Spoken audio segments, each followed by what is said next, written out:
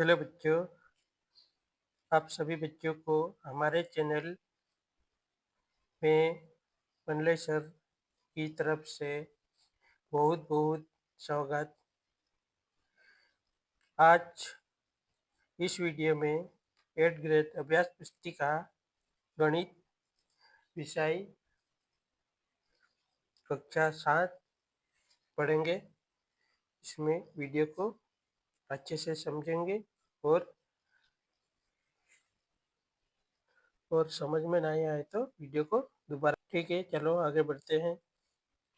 जैसे 8th grade पुस्तिका कौन सी है? वर्ष 2025-26।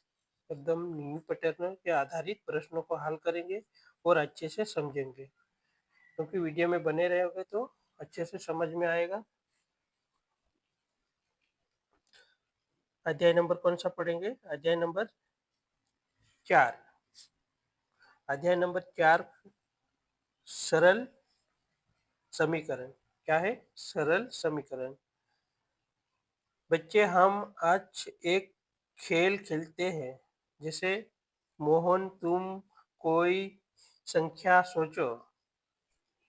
अब उस संख्या में 3 से गुणा करके गुणनफल में 7 जोड़ो।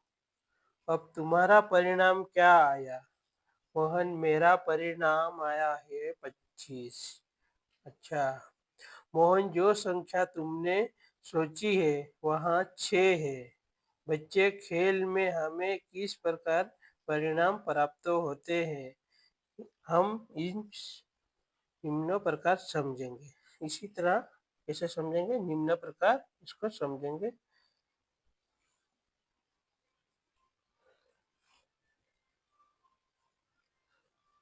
जैसे दिया गया है, व्यंजक दिया गया है। व्यंजक जब संकेतों और गणितीय सक्रियकों का सम्मिलित रूप नियम पूर्वक उपयोग किया जाता है तो इस तरह से प्राप्त परिणाम व्यंजक, गणितीय व्यंजक कहते हैं।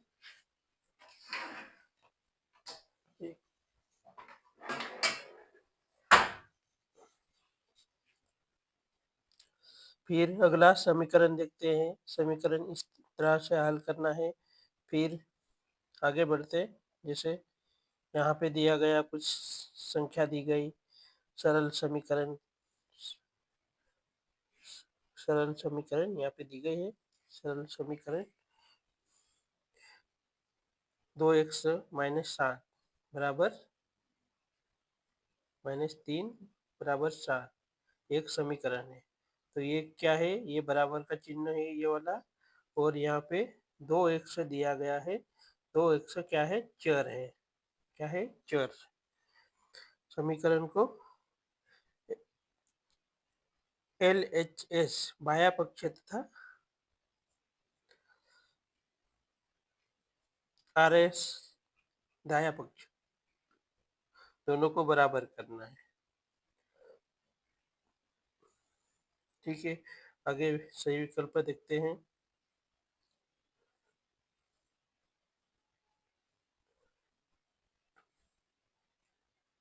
यहाँ पे दिया गया है प्रश्न 1, निम्नलिखित में से कौन सा सरल समीकरण है? तो यहाँ पे सरल समीकरण हमको ढूंढना है। ये सरल समीकरण नहीं हो सकता, ये भी नहीं हो सकता, और ये भी नहीं हो सकता। कौन सा है यहाँ पे? सरल समीकरण बी वाले को गोला भर लो यहाँ पे। फिर अगला प्रश्न क्रमांक 2, कथन x का गुना 7 गुना 35 है। कथन x का 7 गुना 35 है के लिए समीकरण। इसके लिए समीकरण क्या आएगी? 7x बराबर 35। तो यहाँ पे 7x बराबर 35 काय में आ रहा? डी में। बच्चों, डी में इसका आंसर डी। तो यहाँ पे डी वाला गोला भर लो। इसके बाद प्रश्न क्रमांक 3 देखेंगे हम। प्रश्न क्रमांक 3 में क्या दिया है? समीकरण x माइनस 7 के लिए कथन। x माइनस 7 के लिए सही कथन क्या आएगा यहाँ पे? इसमें आंसर बी वाला। संख्या 7 x से 9 कम है। कितनी? 7 x से 9 कम है। यहाँ पे आंसर बी। फिर बच्चों अगला प्रश्न देखते हैं। प्रश्न क्रमांक 4। समीकरण 2q माइनस बराबर 6 माइनस 6 बराबर 0। तो इसको कैसे हल करेंगे? यहाँ पे 2q माइनस 6 बराबर 0। तो 2q बराबर 6, फिर 6 के बाटे में ये 2 चले जाएगा तो 2 से कट जाएगा 3। तो यहाँ पे क्या आएगा? 3 खाई में आ रहा ए में, तो इसका आंसर क्या आएगा? ए। फिर प्रश्न क्रमांक 5 वो देखते हैं। समीकरण 4n प्लस 17 बराबर 25 को संतुलित करने के लिए चर का मान होगा। बच्चों क्या काय का मान होगा? बच्चों चर का मान होगा। तो यहाँ पे निकालते हैं। 4n प्लस 17 बराबर 25 दिया गया है। यहाँ पे क्या करेंगे अब? 4n बराबर 25 माइनस 17 तो घटाएंगे तो कितना बचेगा? 4n बराबर 8 बचेगा। अब क्या करेंगे? n का मान निकालना है तो बटे में 4 ले लो। 4 से कट जाएगा कितनी बार? 2 बार। तो यहाँ पे 2 कौन से डी में आ रहा है, तो यहाँ पे आंसर डी आएगा। ठीक है बच्चों, आगे बढ़ते हैं। प्रश्न क्रमांक देखते हैं। प्रश्न क्रमांक 6।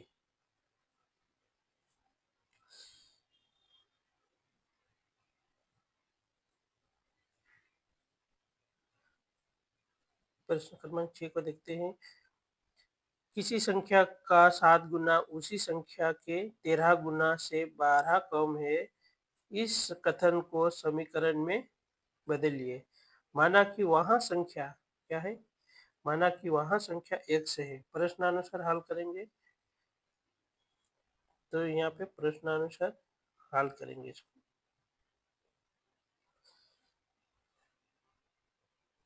7 गुणित x बराबर 13 गुणित x माइनस 12 बराबर 7x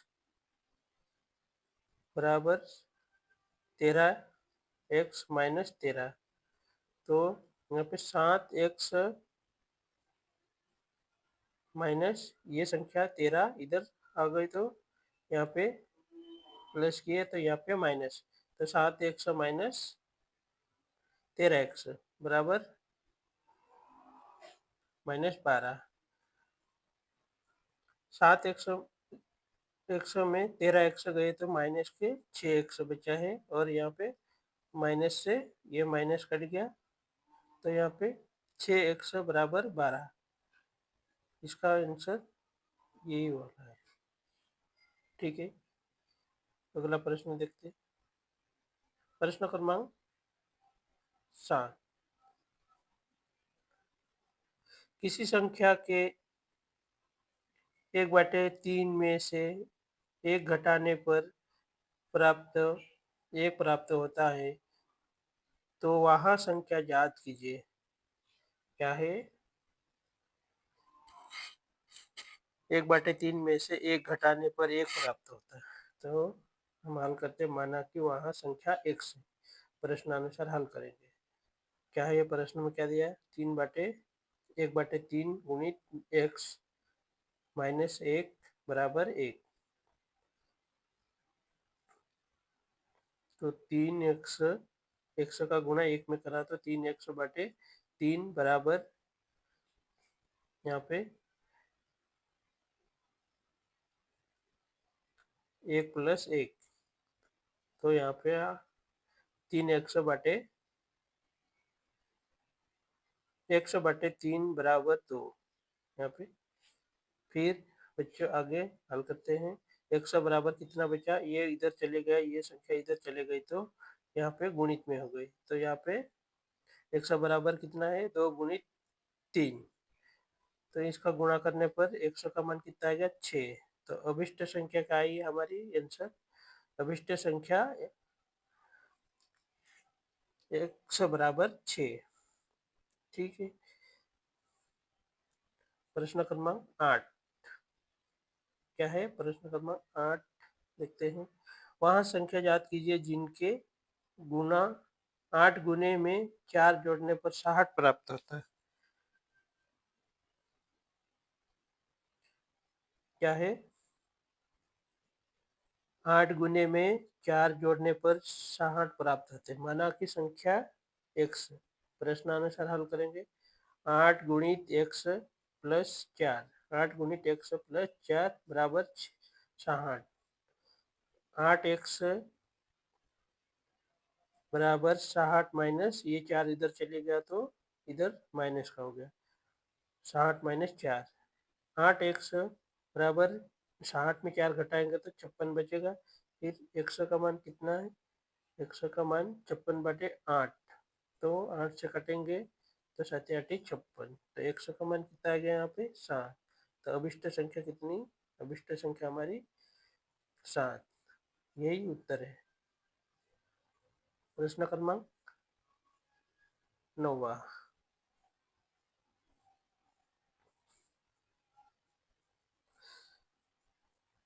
दो पूरक कोण का अंतर 20 है, तो पूरक कोणों का माप ज्ञात करना है। बच्चों क्या ज्ञात करना है, हमें पूरक कोणों का माप ज्ञात करना है। तो देखते हैं, हल करते चलो। माना कि पहला कोण, माना कि पहला कोण क्या है, माना कि पहला कोण x है और दूसरा कोण x प्लस 20। प्रश्नानुसार x प्लस 20 बराबर 90।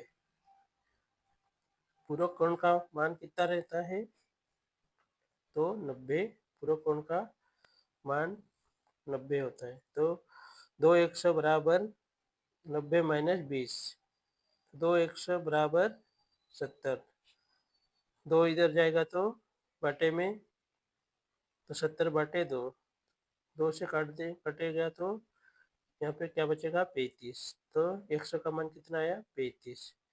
तो पहला कोण x बराबर 35, तो दूसरा कोण क्या है x, x में क्या जोड़ देंगे, x की जगह हम, x का मान कितना है 35 आया, तो x की जगह हम 35 रख देंगे, तो जोड़ेंगे तो कितना प्राप्त होगा, हमें हमें कितना प्राप्त होगा यहाँ पर 55 प्राप्त होगा। ठीक है, ये 55 हमारा उत्तर आया है। अगला प्रश्न देखते हैं, प्रश्न क्रमांक 10। प्रश्न क्रमांक 10, रीमा के पिता की आयु 49 वर्ष है, उसकी आयु रीमा की आयु के 3 गुना है, 3 गुना से 4 वर्ष अधिक है। क्या है, 3 गुना से 4 वर्ष अधिक है, रीमा की आयु क्या है, क्या याद करना है हमें, रीमा की आयु याद करना है। तो रीमा के पिता की आयु 49 वर्ष है, उनकी आयु रीमा की आयु के 3 गुना से 4 वर्ष अधिक है, रीमा की आयु ज्ञात कीजिए। तो रीमा की आयु x, प्रश्नानुसार 3x प्लस 4, कितना 3x प्लस 4 बराबर 49, 3x बराबर 49 माइनस ये 4 उधर चलेगा तो माइनस में हो गया, 49 में 4 घटाएंगे तो यहाँ पे 3x बराबर 45 बचेगा। तो x 3 उधर जाएगा तो 45/3। तो यहाँ पे काट देंगे तो कितनी बार कटेगा? 15 बार में। 15 बार में 100 का मान कितना आ गया? 15। 100 का मान 15 आया है। तो रीमा की आयु याद करना है। तो रीमा की आयु कितनी है? 15। ठीक है दोस्तों, अगला प्रश्न 11 प्रश्न देखते हैं बच्चों।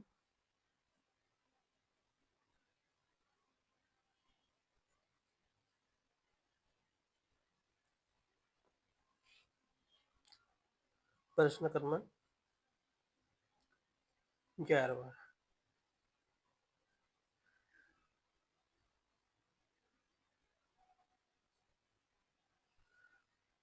60 बच्चों की कक्षा में लड़कियों की संख्या लड़कियों की संख्या की 1/3 1/3 है।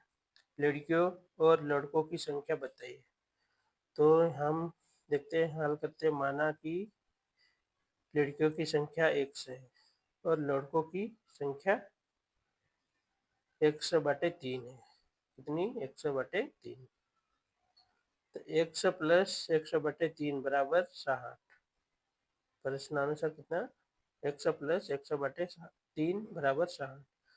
3 का दोनों पक्षों में गुणा करने पर 3 का दोनों पक्षों में गुणा करने पर 3x, तो 3 गुणित x, 3 गुणित 100/3 बराबर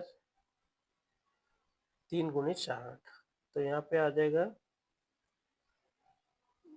3 का गुणा 100 में करेंगे तो 3x, यहाँ पे 3 से 3 कट जाएगा तो बचा क्या है? 100 बचा बराबर 3 का गुणा 60 में करेंगे तो 3 छंग 18, 180। फिर 3, तो 3 उधर 3x इनको जोड़ेंगे तो 4x हो जाएगा। 4x, फिर 4, 100 का मान निकालने के लिए हम 4 को इधर बाटे में जाएगा तो यहाँ पे 180/4। तो इसे कटेंगे तो 4 से कितना आंसर आएगा? 45। तो 100 का मान कितना आया? 45। लड़कों की संख्या 100/3 है। तो 100 की जगह हम क्या रखेंगे? हमारा 100 का मान कितना है? 45। तो हम यहाँ पे 45 रखेंगे। 100 की जगह 45 रखेंगे तो 3 से कटेंगे तो 100 का मान कितना गया हमारा? 15 वर्ष। तो लड़कों की संख्या कितनी आई? 15।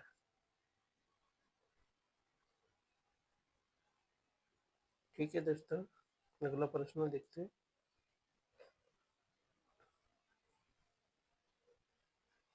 प्रश्न क्रमांक 12।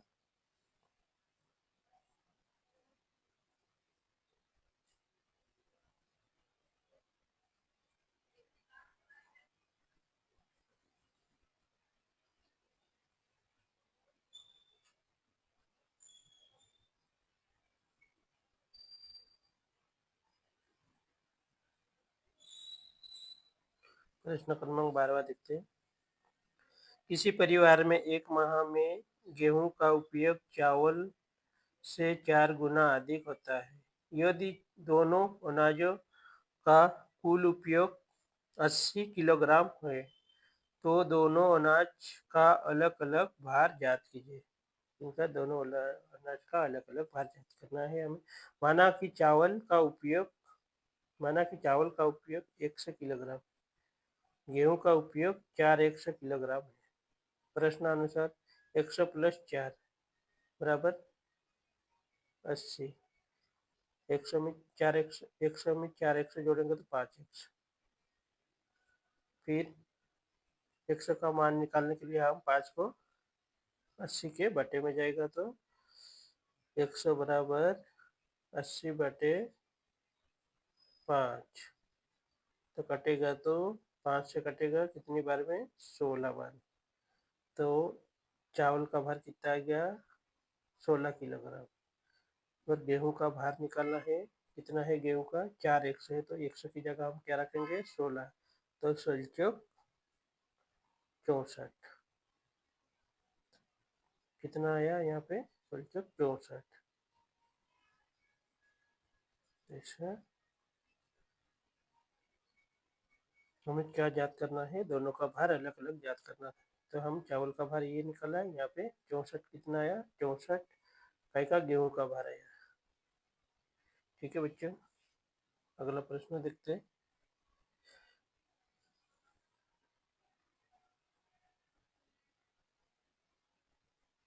प्रश्न क्रमांक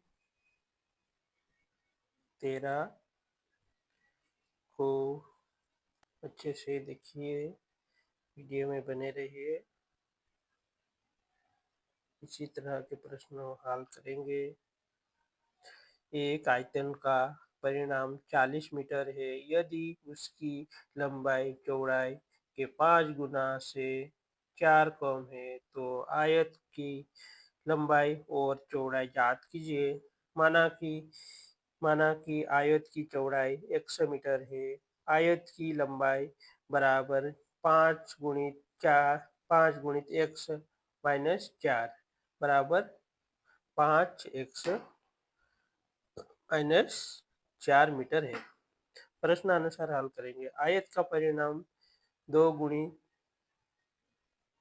लंबाई प्लस चौड़ाई। कोष्टक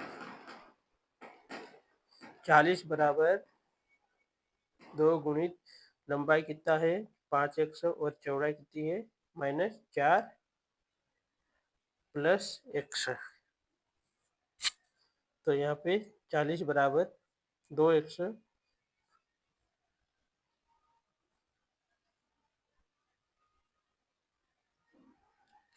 तो यहाँ पे कोष्टक के अंदर 100 का 100 में जोड़ेंगे तो यहाँ पे 6x हो जाएगा -4। अब क्या करेंगे? यहाँ पे 40 बराबर इसका गुणा करेंगे 2 का, तो 2 चुंग 12, 2 चौके 8। ठीक है, फिर ये 12 संख्या को अलग करेंगे और 100 वाली संख्या को अलग करेंगे। तो 12 इधर आया तो इधर संख्या प्लस की है, इधर आने पर माइनस के हो गए। और जो 40, 8 पहले से माइनस है और 40 इधर प्लस का है, उधर जाने पर माइनस का हो गया। तो यहाँ पे माइनस माइनस प्लस जुड़ जाएगी। कितनी हो गई? 48। 12 100 बराबर 48। तो 100 का मान निकाले के हम 12 को 48 बाटे में जाएगा, फिर कटेगी संख्या 48। 12 दूनी 24, 22 36, 22 चौके 48। तो 100 का मान कितना आया? 4। 100 का मान कितना? 4। 4 क्या आया? चौड़ाई। आयत की लंबाई 5x -4, तो 100 की जगह हम क्या रखेंगे? 4। 4 पंजे 20 -4, 4 में से 20 जाएगा तो 20 में से 4 जाएंगे तो 16। तो कितनी आंसर आया यहाँ पे? 16। ठीक है बच्चों, इस तरह अच्छे से समझ में आया होगा। और समझ में नहीं आए तो वीडियो को फिर से देखिए, क्योंकि जब तक बार बार देखेंगे तो अच्छे समझ में आएगा। जब तक हमको समझ नहीं पड़े तब तक देखना है। प्रश्न क्रमांक कौन सा? 14। 60 लड्डुओं को रवि और रिजवान में 1:3 के अनुपात में बांटा गया है। दोनों को कितने कितने लड्डू प्राप्त होगा? माना कि रवि को प्राप्त लड्डू x है, रिजवान को प्राप्त Laddu 3x। प्रश्नानुसार x plus 3x बराबर 60। 4x बराबर 60। x बराबर ये 4 इधर जाएगा तो 60/4 हो जाएगा। तो 4 से कटेगा कितनी बार में? 100 का मान आएगा 4 से 15 बार में कटेगा। तो 100 का मान कितना? 15 है।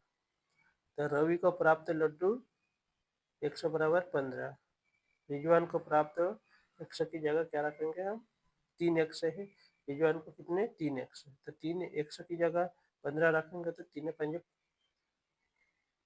15 3 45, कितना आंसर 15 3 45। ठीक है,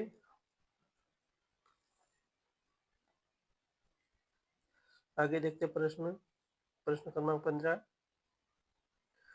कम समय में हम जल्दी जल्दी हल करने की कोशिश करते हैं और वीडियो को दोबारा प्ले करके देखना, समझ में नहीं आए तो। ठीक है बच्चों,